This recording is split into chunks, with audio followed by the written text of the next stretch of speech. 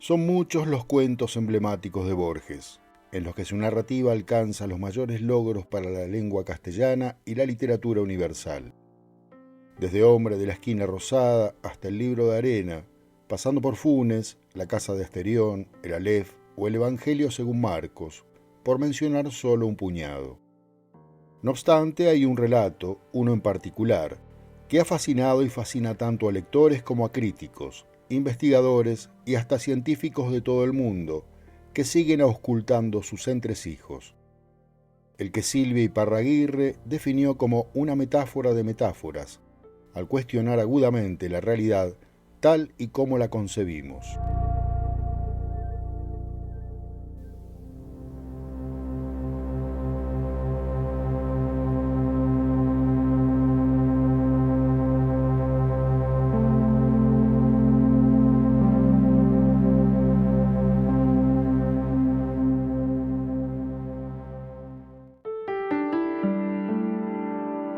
Que se sepa, en el universo solo hay dos planetas habitados: la Tierra, donde los humanos deambulan la materia, y Tlön, el mundo donde la norma es continuo devenir y transformación. Un mundo de fluidez inconcebible, donde las cosas se duplican, al tiempo que propenden a sí mismo a borrarse y a perder los detalles cuando los olvida la gente.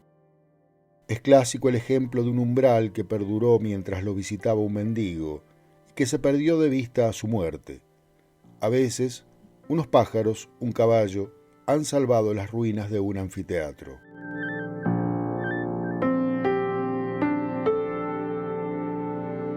Tlön Uqbar Orbis Tertius aparece por primera vez en el número 68 de la revista Sur, correspondiente a mayo de 1940, entre las páginas 30 y 46. Solo meses después, ese mismo año, es incluido en Antología de la Literatura Fantástica, compilado por el propio Borges, Adolfo Bioy Casares y Silvina Ocampo, para la colección Laberinto del sello Sudamericana. En el prólogo a esta colección, escrito por Bioy, se califica el cuento como fantasía metafísica, donde lo fantástico está, más que en los hechos, en el razonamiento. Son ejercicios de incesante inteligencia y de imaginación feliz, carentes de languideces, de todo elemento humano, patético o sentimental, y destinados a lectores intelectuales, estudiosos de filosofía, casi especialistas en literatura. Y señala que, con este y otros relatos como El acercamiento al Mostacín o Pierre Menard, autor del Quijote, publicados años antes, Borges ha creado un nuevo género literario que participa del ensayo y de la ficción.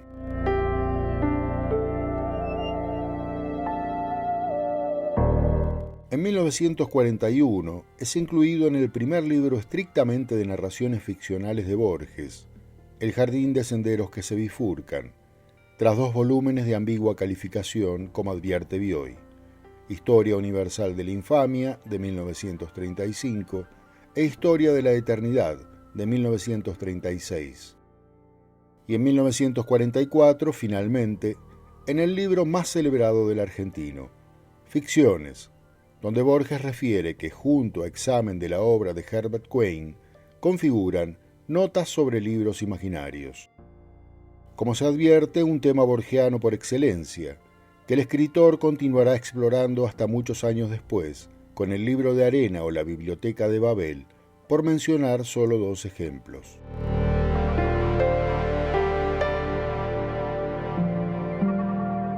Todo comienza con un artículo sobre Uqbar que Bioy Casares cita del volumen 26 de The Anglo-American Cyclopedia, durante un encuentro con Borges en una quinta de Ramos Mejía. Ante el espejo que los acechaba desde el fondo del corredor, Bioy Casares recordó que uno de los heresiarcas de Uqbar había declarado que los espejos y la cópula son abominables porque multiplican el número de los hombres. Esa cita, sin embargo, no aparece en otras ediciones de la mencionada enciclopedia, sino solo en la de 1917, con 4 páginas adicionales que comprendían el artículo sobre Uqbar. El narrador nota que, según ese artículo, la literatura de Uqbar era de carácter fantástico y que sus epopeyas y sus leyendas no se referían jamás a la realidad, sino a las dos regiones imaginarias de Mneñas y de Tlön. Ya en la Biblioteca Nacional, en vano fatigamos atlas, catálogos, anuarios de sociedades geográficas, memorias de viajeros e historiadores. Nadie había estado nunca en Uqbar.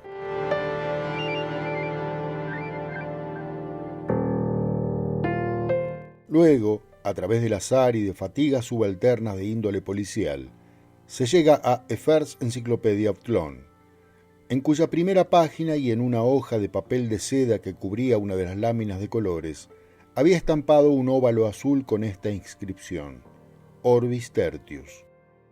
En ese volumen improbable de 1001 páginas, tantas como las de Sherezade y el sultán Shahriar, es decir, de infinitas páginas, el narrador descubre la historia total de un planeta desconocido, con sus arquitecturas y sus barajas, con el pavor de sus mitologías y el rumor de sus lenguas, con sus emperadores y sus mares, con sus minerales y sus pájaros y sus peces, con su álgebra y su fuego, con su controversia teológica y metafísica. Todo ello articulado, coherente, sin visible propósito doctrinal o tono paródico.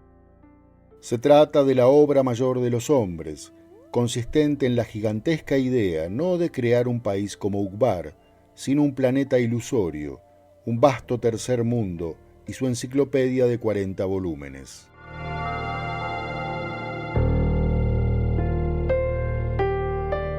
Tlön Uqbar Orbis Tertius es uno de los cuentos más fascinantes de Borges, sino el más, en el que abreva y profundiza en su inmenso arsenal de recursos lingüísticos y literarios. A través de un planteo relativamente sencillo, pero recurriendo al cúmulo de procedimientos y artificios típicamente borgianos, el autor exhibe un universo metafísico e idealista que también explora, pero fragmentaria y tangencialmente, en el resto de su obra narrativa. Tlön será un laberinto, pero es un laberinto urdido por hombres, un laberinto destinado a que lo descifren los hombres, nos advierte el narrador hacia el final del relato. Y los hombres todavía tratan de descifrarlo.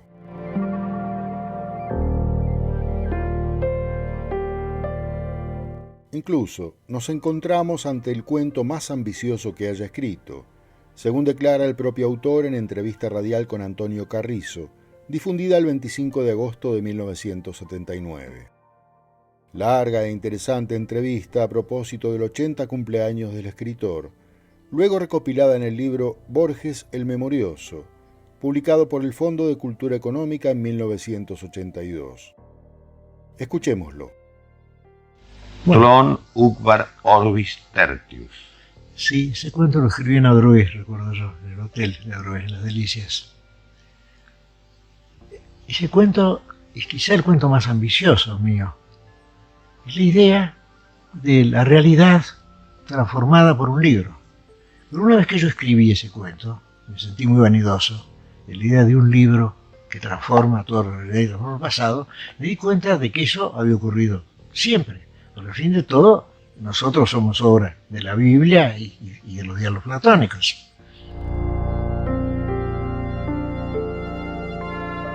A continuación, reproducimos en texto y audio el cuento Tlön Uqbar Orbis Tertius, según la versión publicada en los Cuentos Completos de Borges, editados en 2012 por el sello Sudamericana.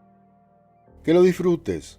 No olvides dejar tu comentario, compartir el video, darle me gusta, suscribirte al canal y activar la campanita para recibir todas las notificaciones.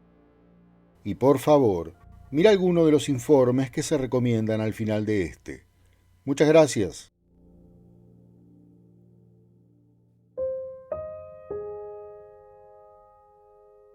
Tlön Uqbar Orbis Tertius.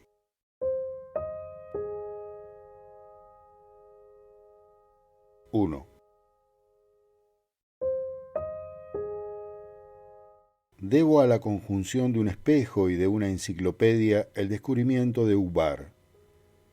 El espejo inquietaba el fondo de un corredor de una quinta de la calle Gaona, en Ramos Mejía. La enciclopedia falazmente se llama The Anglo-American Encyclopedia, New York, 1917, y es una reimpresión literal, pero también morosa, de la Enciclopedia Británica de 1902. El hecho se produjo hará unos 5 años. Bioy Casares había cenado conmigo esa noche y nos demoró una vasta polémica sobre la ejecución de una novela en primera persona, cuyo narrador omitiera o desfigurara los hechos e incurriera en diversas contradicciones, que permitieran a unos pocos lectores, o muy pocos lectores, la adivinación de una realidad atroz o banal. Desde el fondo remoto del corredor, el espejo nos acechaba. Descubrimos en la alta noche, ese descubrimiento es inevitable, que los espejos tienen algo monstruoso. Entonces Bioy Casares recordó que uno de los heresiarcas de Uqbar había declarado que los espejos y la cópula son abominables, porque multiplican el número de los hombres. Le pregunté el origen de esa memorable sentencia y me contestó que The Anglo-American Cyclopedia la registraba, en su artículo sobre Uqbar. La quinta, que habíamos alquilado amueblada, poseía un ejemplar de esa obra. En las últimas páginas del volumen 46 dimos con un artículo sobre Uppsala, en las primeras del 47 con uno sobre Ural-Altaic Languages, pero ni una palabra sobre Uqbar. Bioy, un poco azorado, interrogó los tomos del índice. Agotó en vano todas las lecciones imaginables. Uqbar, Uqbar, Uqbar, Uqbar. Antes de irse me dijo que era una región del Irak o del Asia Menor. Confieso que asentí con alguna incomodidad. Conjeturé que ese país indocumentado y ese heresiarca anónimo eran una ficción improvisada por la modestia de Bioy para justificar una frase. El examen estéril de uno de los atlas de Justus Perthes fortaleció mi duda. Al día siguiente, Bioy me llamó desde Buenos Aires. Me dijo que tenía a la vista el artículo sobre Uqbar en el volumen 26 de la enciclopedia. No constaba el nombre del heresiarca, pero sí la noticia de su doctrina, formulada en palabras casi idénticas a las repetidas por él, aunque, tal vez, literalmente inferiores. Él había recordado: Copulation and mirrors are abominable. El texto de la enciclopedia decía: para uno de esos gnósticos, el visible universo era una ilusión, o, más precisamente, un sofisma. Los espejos y la paternidad son abominables. Mirrors and fatherhood are hateful, porque lo multiplican y lo divulgan. Le dije, sin faltar a la verdad, que me gustaría ver ese artículo. A los pocos días lo trajo, lo cual me sorprendió, porque los escrupulosos índices cartográficos de la Erdkunde de Ritter ignoraban con plenitud el nombre de Uqbar. El volumen que trajo Bioy era efectivamente el 26 de la Anglo-American Cyclopedia.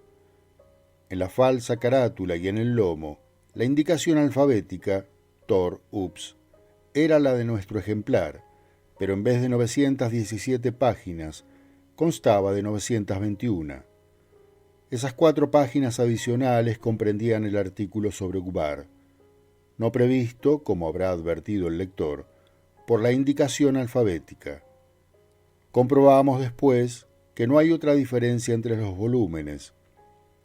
Los dos, según creo haber indicado, son reimpresiones de la 10ª Enciclopedia Británica. Bioy había adquirido su ejemplar en uno de tantos remates. Leímos con algún cuidado el artículo. El pasaje recordado por Bioy era tal vez el único sorprendente. El resto parecía muy verosímil, muy ajustado al tono general de la obra y, como es natural, un poco aburrido. Releyéndolo, descubrimos bajo su rigurosa escritura una fundamental vaguedad. De los 14 nombres que figuraban en la parte geográfica, solo reconocimos 3: Jorasán, Armenia, Erzurum, interpolados en el texto de un modo ambiguo. De los nombres históricos, uno solo: el impostor Esmerdis el mago, invocado más bien como una metáfora. La nota parecía precisar las fronteras de Uqbar, pero sus nebulosos puntos de referencia eran ríos y cráteres y cadenas de esa misma región. Leímos, verbigracia, que las tierras bajas de Tsai Haldum y el delta del Aksa definen la frontera del sur y que en las islas de ese delta procrean los caballos salvajes. Eso al principio de la página 918. En la sección histórica, página 920, supimos que a raíz de las persecuciones religiosas del siglo XIII, los ortodoxos buscaron amparo en las islas, donde perduran todavía sus obeliscos y donde no es raro exhumar sus espejos de piedra. La sección Idioma y Literatura era breve, un solo rasgo memorable. Anotaba que la literatura de Uqbar era de carácter fantástico y que sus epopeyas y sus leyendas no se referían jamás a la realidad, sino a las dos regiones imaginarias de Mlechnas y de Tlön. La bibliografía enumeraba 4 volúmenes que no hemos encontrado hasta ahora, aunque el tercero, Silas Haslam, History of the Land Called Uqbar, 1874, figura en los catálogos de librería de Bernard Quaritch. El primero, Lesber und Lesenwerte, Bemerkungen über das Land Uqbar in Kleinasien, data de 1641, y es obra de Johannes Valentinus Andrea. El hecho es significativo. Un par de años después, di con ese nombre en las inesperadas páginas de De Quincey, Writings, 13º volumen, y supe que era el de un teólogo alemán que a principios del siglo XVII describió la imaginaria comunidad de la Rosa Cruz, que otros luego fundaron, a imitación de lo prefigurado por él. Esa noche visitamos la Biblioteca Nacional. En vano fatigamos atlas, catálogos, anuarios de sociedades geográficas, memorias de viajeros e historiadores. Nadie había estado nunca en Uqbar. El índice general de la enciclopedia de Bioy tampoco registraba ese nombre. Al día siguiente, Carlos Mastronardi, a quien yo había referido el asunto, advirtió en una librería de Corrientes y Talcahuano los negros y dorados lomos de la Anglo American Cyclopedia. Entró e interrogó el volumen 26. Naturalmente, no dio con el menor indicio de Uqbar. 2. Algún recuerdo limitado y menguante de Herbert Ashe, ingeniero de los ferrocarriles del sur, persiste en el hotel de Adrogué, entre las efusivas madreselvas y en el fondo ilusorio de los espejos. En vida padeció de irrealidad, como tantos ingleses. Muerto, no es ni siquiera el fantasma que ya era entonces. Era alto y desganado, y su cansada barba rectangular había sido roja. Entiendo que era viudo, sin hijos. Cada tantos años iba a Inglaterra, a visitar, juzgo por unas fotografías que nos mostró, un reloj de sol y unos robles.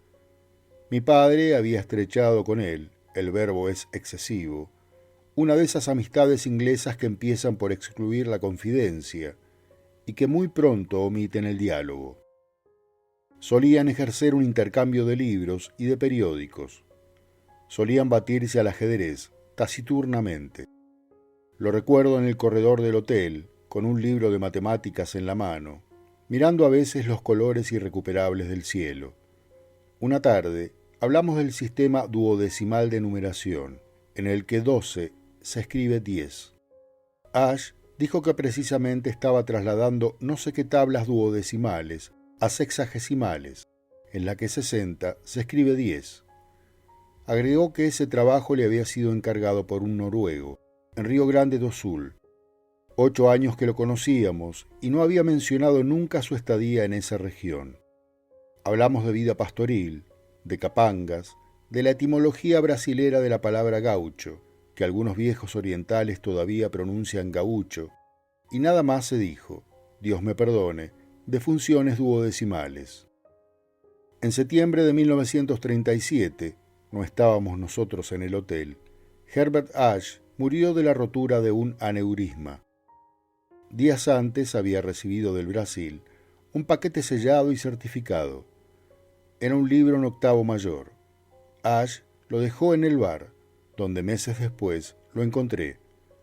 Me puse a hojearlo y sentí un vértigo asombrado y ligero que no describiré, porque esta no es la historia de mis emociones, sino de Uqbar Itlón y Orbis Tertius.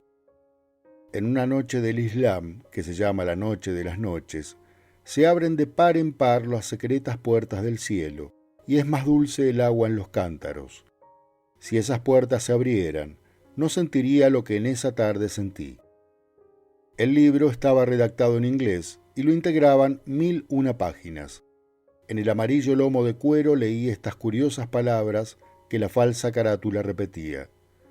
A First Encyclopedia of Tlön, volumen 11, Hlaer Tuchangr. No había indicación de fecha ni de lugar. En la primera página y en una hoja de papel de seda que cubría una de las láminas en colores, había estampado un óvalo azul con esta inscripción: Orbis Tertius. Hacía 2 años que yo había descubierto en un tomo de cierta enciclopedia práctica una somera descripción de un falso país. Ahora me deparaba el azar algo más precioso y más arduo. Ahora tenía en las manos un vasto fragmento metódico de la historia total de un planeta desconocido, con sus arquitecturas y sus barajas, con el pavor de sus mitologías y el rumor de sus lenguas, con sus emperadores y sus mares, con sus minerales y sus pájaros y sus peces, con su álgebra y su fuego, con su controversia teológica y metafísica. Todo ello articulado, coherente, sin visible propósito doctrinal o tono paródico. En el 11º tomo de que hablo, hay alusiones a tomos ulteriores y precedentes. Néstor Ibarra, en un artículo ya clásico de la NRF, ha negado que existen esos aláteres. Ezequiel Martínez Estrada y Drieu La Rochelle han refutado, quizá victoriosamente, esa duda. El hecho es que hasta ahora las pesquisas más diligentes han sido estériles. En vano hemos desordenado las bibliotecas de las 2 Américas y de Europa. Alfonso Reyes, harto de esas fatigas subalternas de índole policial, propone que entre todos acometamos la obra de reconstruir los muchos y macizos tomos que faltan. Ex unge leonem. Calcula, entre veras y burlas, que una generación de tlonistas puede bastar. Ese arriesgado cómputo nos retrae al problema fundamental. ¿Quiénes inventaron a Tlön? El plural es inevitable, porque las hipótesis de un solo inventor, de un infinito Leibniz obrando en la tiniebla y en la modestia, ha sido descartada unánimemente. Se conjetura que este Brave New World es obra de una sociedad secreta de astrónomos, de biólogos, de ingenieros, de metafísicos, de poetas, de químicos, de algebristas, de moralistas, de pintores, de geómetras, dirigidos por un oscuro hombre de genio. Abundan individuos que dominan esas disciplinas diversas, pero no los capaces de invención y menos los capaces de subordinar la invención a un riguroso plan sistemático. Ese plan es tan vasto que la contribución de cada escritor es infinitesimal. Al principio se creyó que Tlön era un mero caos, una irresponsable licencia de la imaginación. Ahora se sabe que es un cosmos y las íntimas leyes que lo rigen han sido formuladas, siquiera en modo provisional. Básteme recordar que las contradicciones aparentes del 11º tomo son la piedra fundamental de la prueba de que existen los otros. Tan lúcido y tan justo es el orden que se ha observado en él. Las revistas populares han divulgado, con perdonable exceso, la zoología y la topografía de Tlön. Yo pienso que sus tigres transparentes y sus torres de sangre no merecen, tal vez, la continua atención de todos los hombres. Yo me atrevo a pedir unos minutos para su concepto del universo.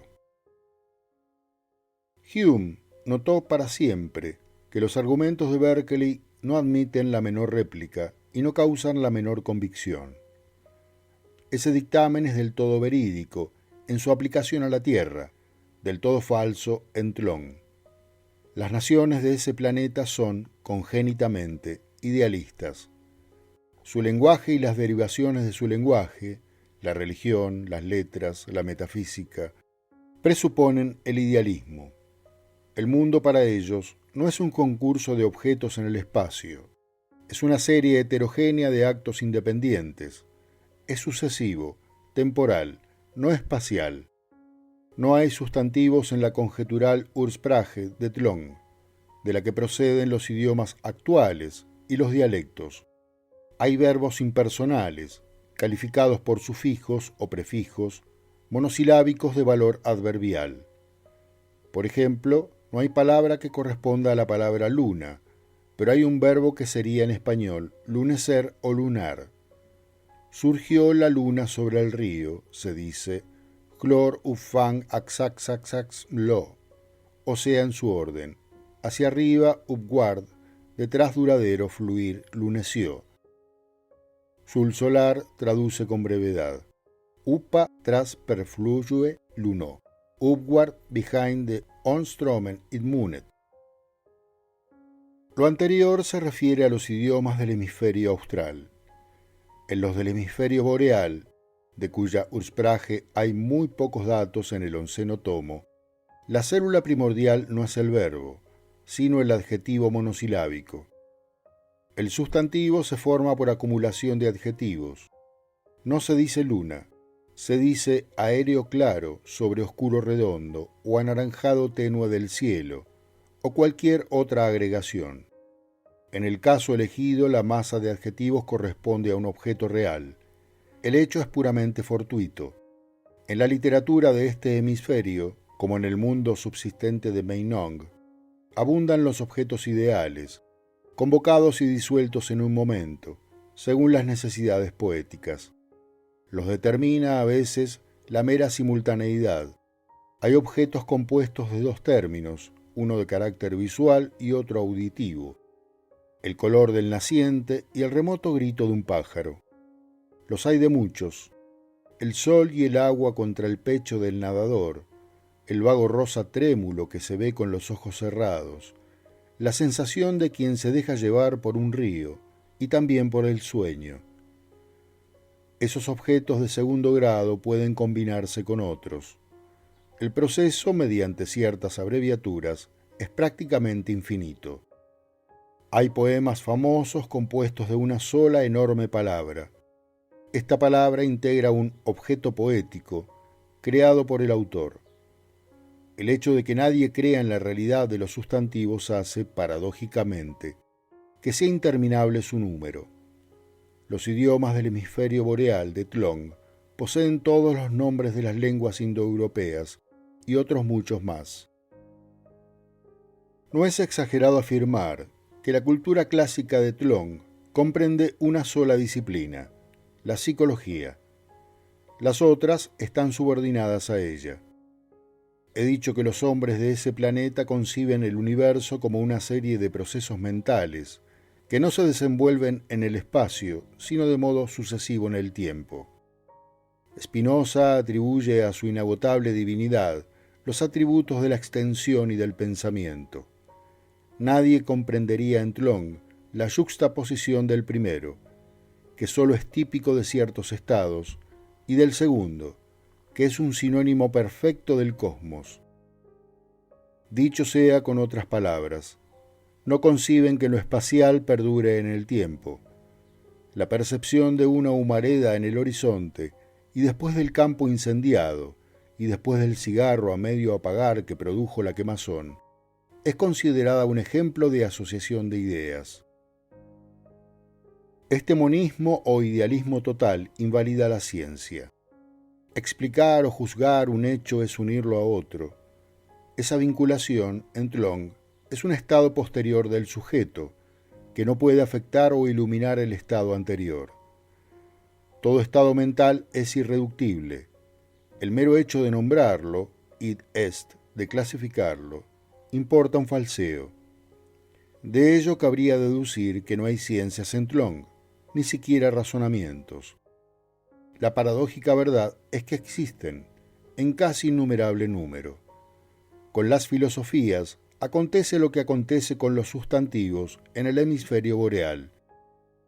El hecho de que toda filosofía sea de antemano un juego dialéctico, una philosophie des als ob, ha contribuido a multiplicarlas. Abundan los sistemas increíbles, pero de arquitectura agradable o de tipo sensacional. Los metafísicos de Tlön no buscan la verdad, ni siquiera la verosimilitud, buscan el asombro. Juzgan que la metafísica es una rama de la literatura fantástica. Saben que un sistema no es otra cosa que la subordinación de todos los aspectos del universo a uno cualquiera de ellos. Hasta la frase todos los aspectos es rechazable, porque supone la imposible adición del instante presente y de los pretéritos. Tampoco es lícito el plural los pretéritos, porque supone otra operación imposible. Una de las escuelas de Tlön llega a negar el tiempo. Razona que el presente es indefinido, que el futuro no tiene realidad sino como esperanza presente, que el pasado no tiene realidad sino como recuerdo presente. Otra escuela declara que ha transcurrido ya todo el tiempo, y que nuestra vida es apenas el recuerdo o reflejo crepuscular, y sin duda falseado y mutilado, de un proceso irrecuperable. Otra que la historia del universo, y en ella nuestras vidas y el más tenue detalle de nuestras vidas, es la escritura que produce un Dios subalterno, para entenderse con un demonio. Otra, que el universo es comparable a esas criptografías en las que no valen todos los símbolos, y que solo es verdad lo que sucede cada 300 noches. Otra, que mientras dormimos aquí, estamos despiertos en otro lado, y que así cada hombre es dos hombres. Entre las doctrinas de Tlön, ninguna ha merecido tanto escándalo como el materialismo. Algunos pensadores lo han formulado, con menos claridad que fervor, como quien adelanta una paradoja. Para facilitar el entendimiento de esa tesis inconcebible, un heresiarca del 11º siglo ideó el sofisma de las 9 monedas de cobre, cuyo renombre escandaloso equivale en Tlön al de las aporías eleáticas. De ese razonamiento especioso hay muchas versiones, que varían el número de monedas y el número de hallazgos. He aquí la más común. El martes, X atraviesa un camino desierto y pierde 9 monedas de cobre. El jueves, Y encuentra en el camino 4 monedas, algo herrumbradas por la lluvia del miércoles. El viernes, Z descubre 3 monedas en el camino. El viernes de mañana, X encuentra 2 monedas en el corredor de su casa. El heresiarca quería deducir de esa historia la realidad, id est la continuidad, de las 9 monedas recuperadas. Es absurdo, afirmaba, imaginar que 4 de las monedas no han existido entre el martes y el jueves, 3 entre el martes y la tarde del viernes, 2 entre el martes y la madrugada del viernes. Es lógico pensar que han existido, siquiera de algún modo secreto, de comprensión vedada a los hombres, en todos los momentos de esos 3 plazos. El lenguaje de Tlön se resistía a formular esa paradoja. Los más no la entendieron. Los defensores del sentido común se limitaron, al principio, a negar la veracidad de la anécdota. Repitieron que era una falacia verbal, basada en el empleo temerario de 2 voces neológicas, no autorizadas por el uso y ajenas a todo pensamiento severo. Los verbos encontrar y perder, que comportan una petición de principio, porque presuponen la identidad de las 9 primeras monedas y de las últimas. Recordaron que todo sustantivo, hombre, moneda, jueves, miércoles, lluvia, solo tiene un valor metafórico. Denunciaron la pérfida circunstancia, algo herrumbradas por la lluvia del miércoles, que presupone lo que se trata de demostrar, la persistencia de las 4 monedas entre el jueves y el martes. Explicaron que una cosa es igualdad y otra identidad, y formularon una especie de reductio ad absurdum, o sea, el caso hipotético de 9 hombres que en 9 sucesivas noches padecen un vivo dolor. ¿No sería ridículo, interrogaron, pretender que ese dolor es el mismo? Dijeron que al heresiarca no lo movía sino el blasfematorio propósito de atribuir la divina categoría de ser a unas simples monedas, y que a veces negaba la pluralidad y otras no. Argumentaron: si la igualdad comporta la identidad, habría que admitir asimismo que las 9 monedas son una sola. Increíblemente, esas refutaciones no resultaron definitivas. A los 100 años de enunciado el problema, un pensador no menos brillante que el heresiarca, pero de tradición ortodoxa, formuló una hipótesis muy audaz. Esa conjetura feliz afirma que hay un solo sujeto, que ese sujeto indivisible es cada uno de los seres del universo, y que estos son los órganos y máscaras de la divinidad. X es Y y es Z. Z descubre 3 monedas porque recuerda que se le perdieron a X. X encuentra 2 en el corredor porque recuerda que han sido recuperadas las otras. El 11º tomo deja entender que 3 razones capitales determinaron la victoria total de ese panteísmo idealista. La primera, el repudio del solipsismo. La segunda, la posibilidad de conservar la base psicológica de las ciencias. La tercera, la posibilidad de conservar el culto de los dioses. Schopenhauer, el apasionado y lúcido Schopenhauer, formula una doctrina muy parecida en el primer volumen de Parerga und Paralipomena.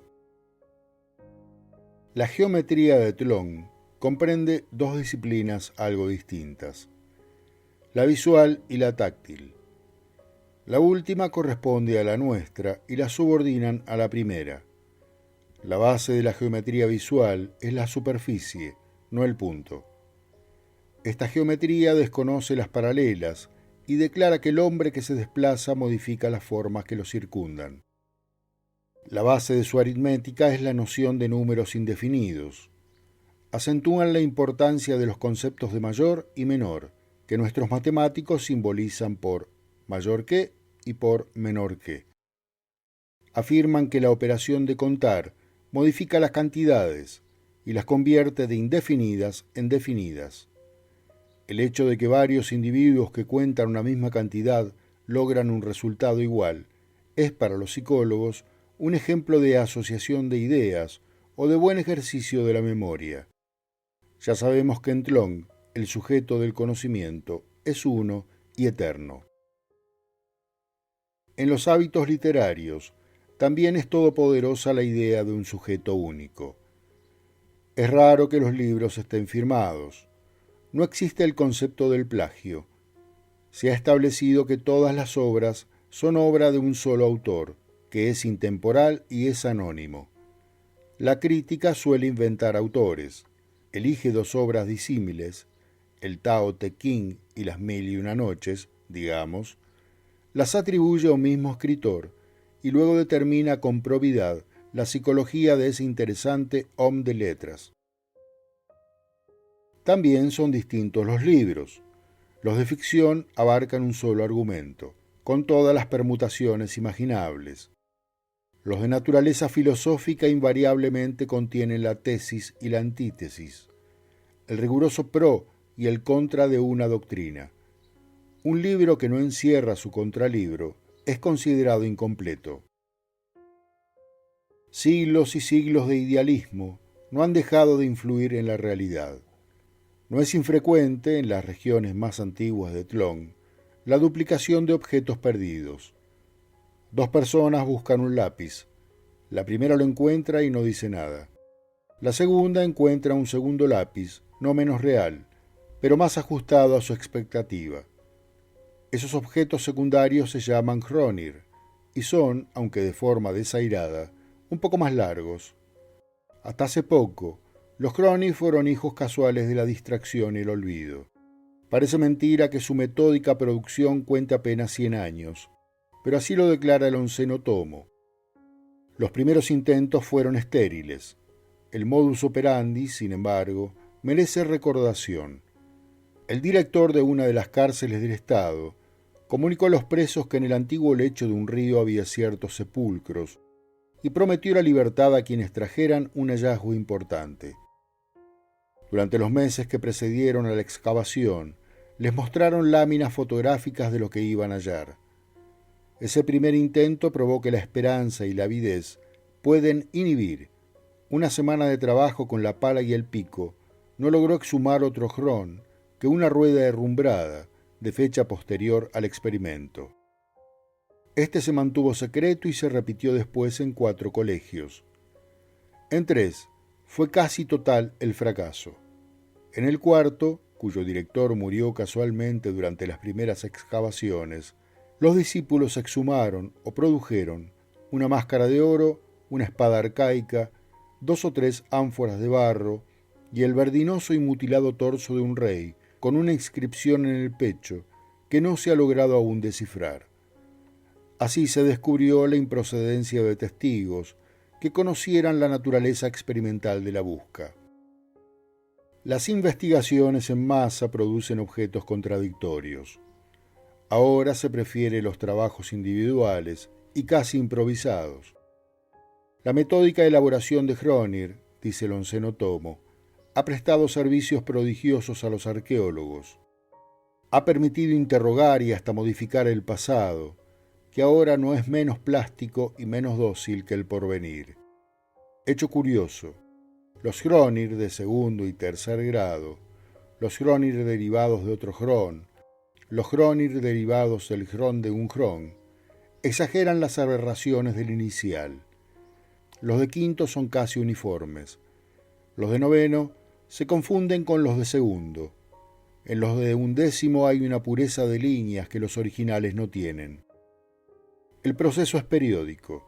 El Hrón de 12º grado ya empieza a decaer. Más extraño y más puro que todo Hrón es a veces el Ur, la cosa producida por su gestión, el objeto educido por la esperanza. La gran máscara de oro que he mencionado es un ilustre ejemplo. Las cosas se duplican en Tlön, propenden asimismo a borrarse y a perder los detalles cuando los olvida la gente. Es clásico el ejemplo de un umbral que perduró mientras lo visitaba un mendigo y que se perdió de vista a su muerte. A veces unos pájaros, un caballo, han salvado las ruinas de un anfiteatro. Salto Oriental, 1940.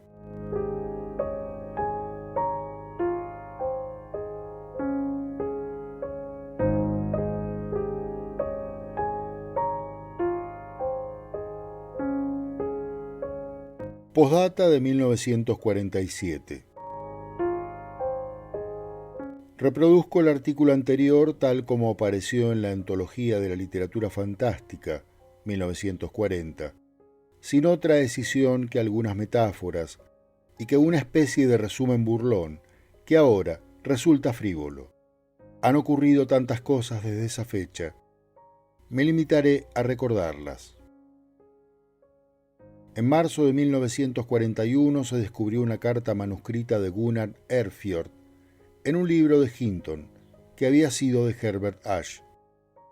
El sobre tenía el sello postal de Ouro Preto. La carta elucidaba enteramente el misterio de Tlön. Su texto corrobora las hipótesis de Martínez Estrada. A principios del siglo XVII, en una noche de Lucerna o de Londres, empezó la espléndida historia. Una sociedad secreta y benévola que entre sus afiliados tuvo a Dalgarno y después a George Berkeley, surgió para inventar un país. En el vago programa inicial figuraban los estudios herméticos, la filantropía y la cábala. De esa primera época data el curioso libro de Andrea. Al cabo de unos años de conciliábulos y de síntesis prematuras, comprendieron que una generación no bastaba para articular un país. Resolvieron que cada uno de los maestros que la integraban eligiera un discípulo para la continuación de la obra. Esa disposición hereditaria prevaleció. Después de un hiato de 2 siglos, la perseguida fraternidad resurge en América. Hacia 1824, en Memphis, Tennessee, uno de los afiliados conversa con el ascético millonario Ezra Buckley. Este lo deja hablar con algún desdén y se ríe de la modestia del proyecto. Le dice que en América es absurdo inventar un país y le propone la invención de un planeta. A esa gigantesca idea añade otra, hija de su nihilismo, la de guardar en el silencio la empresa enorme. Circulaban entonces los 20 tomos de la Enciclopedia Británica. Buckley sugiere una enciclopedia metódica del planeta ilusorio. Les dejará sus cordilleras auríferas, sus ríos navegables, sus praderas holladas por el toro y por el bisonte, sus negros, sus prostíbulos y sus dólares, bajo una condición: la obra no pactará con el impostor Jesucristo. Buckley descree de Dios, pero quiere demostrar al Dios no existente que los hombres mortales son capaces de concebir un mundo. Buckley es envenenado en Baton Rouge en 1828. En 1914 la sociedad remite a sus colaboradores, que son 300, el volumen final de la primera enciclopedia Bethlon. La edición es secreta. Los 40 volúmenes que comprende, la obra más vasta que han acometido los hombres, serían la base de otra más minuciosa, redactada no ya en inglés, sino en alguna de las lenguas de Tlön. Esa revisión de un mundo ilusorio se llama provisoriamente Orbis Tertius, y uno de sus modestos demiurgos fue Herbert Ashe, no sé si como agente de Gunnar Erfjord o como afiliado. Su recepción de un ejemplar del 11º tomo parece favorecer lo segundo. Pero, ¿y los otros? Hacia 1942 arreciaron los hechos. Recuerdo con singular nitidez uno de los primeros y me parece que algo sentí de su carácter premonitorio. Ocurrió en un departamento de la calle Laprida, frente a un claro y alto balcón que miraba al ocaso. La princesa de Faucigny-Lucinge había recibido de Poitiers su vajilla de plata. Del vasto fondo de un cajón rubricado de sellos internacionales iban saliendo finas cosas inmóviles. Platería de Utrecht y de París, con dura fauna heráldica, un samovar. Entre ellas, con un perceptible y tenue temblor de pájaro dormido, latía misteriosamente una brújula. La princesa no la reconoció. La aguja azul anhelaba el norte magnético. La caja de metal era cóncava. Las letras de la esfera correspondían a uno de los alfabetos de Tlön. Tal vez fue la primera intrusión del mundo fantástico en el mundo real. Un azar que me inquieta hizo que yo también fuera testigo de la segunda. Ocurrió unos meses después, en la pulpería de un brasilero, en la Cuchilla Negra. Amorim y yo regresábamos de Santa Ana. Una creciente del río Tacuarembó nos obligó a probar y a sobrellevar esa rudimentaria hospitalidad. El pulpero nos acomodó unos catres crujientes en una pieza grande, entorpecida de barriles y cueros. Nos acostamos, pero no nos dejó dormir hasta el alba la borrachera de un vecino invisible, que alternaba denuestos inextricables con rachas de milongas, más bien con rachas de una sola milonga. Como es de suponer, atribuimos a la fogosa caña del patrón ese griterío insistente. A la madrugada, el hombre estaba muerto en el corredor. La aspereza de la voz nos había engañado. Era un muchacho joven. En el delirio se le habían caído del tirador unas cuantas monedas y un cono de metal reluciente del diámetro de un dado. En vano un chico trató de recoger ese cono. Un hombre apenas acertó a levantarlo. Yo lo tuve en la palma de la mano algunos minutos. Recuerdo que su peso era intolerable y que después de retirado el cono, la opresión perduró. También recuerdo el círculo preciso que me grabó en la carne.